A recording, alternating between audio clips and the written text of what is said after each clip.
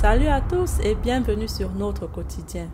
Dans la vidéo d'aujourd'hui, nous parlerons d'un pionnier de la musique américaine du nom de David Crosby qui malheureusement s'est éteint il y a quelques jours.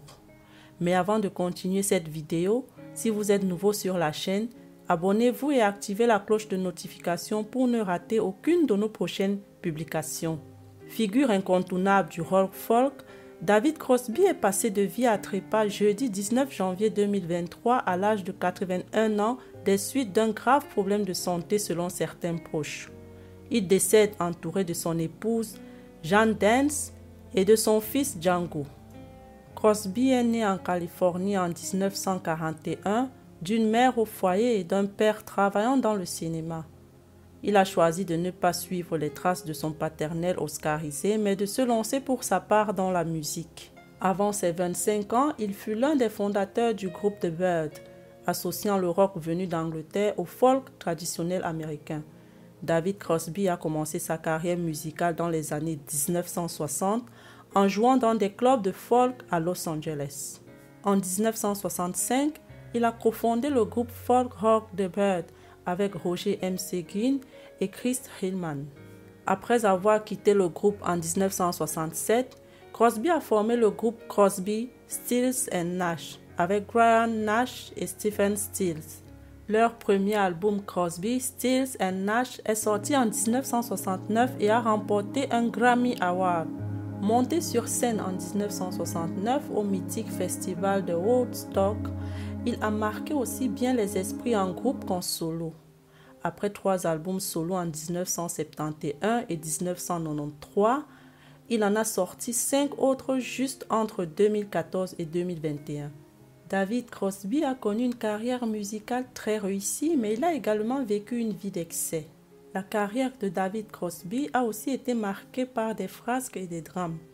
Dans les années 1960, il a été impliqué dans la consommation de drogue et d'alcool, ce qui a eu des conséquences négatives sur sa santé et sa carrière.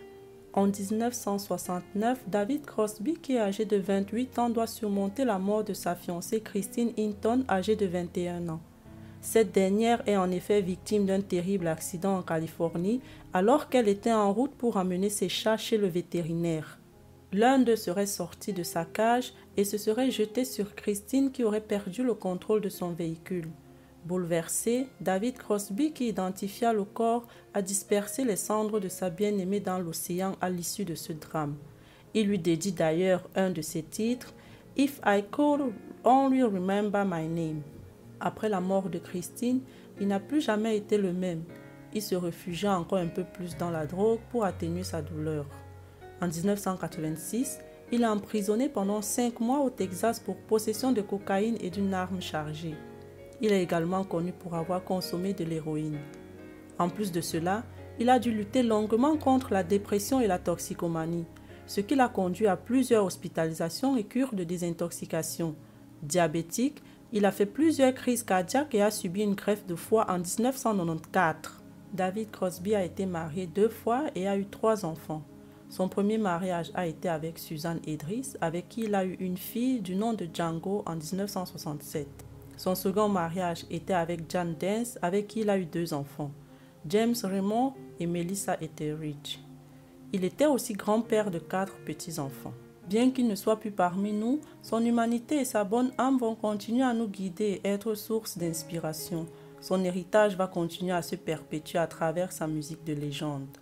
À travers cette vidéo, je souhaite à sa famille tout le réconfort, le soutien, le courage et la bienveillance qu'il mérite dans ces moments difficiles.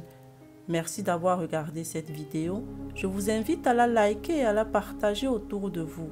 À très bientôt sur notre quotidien.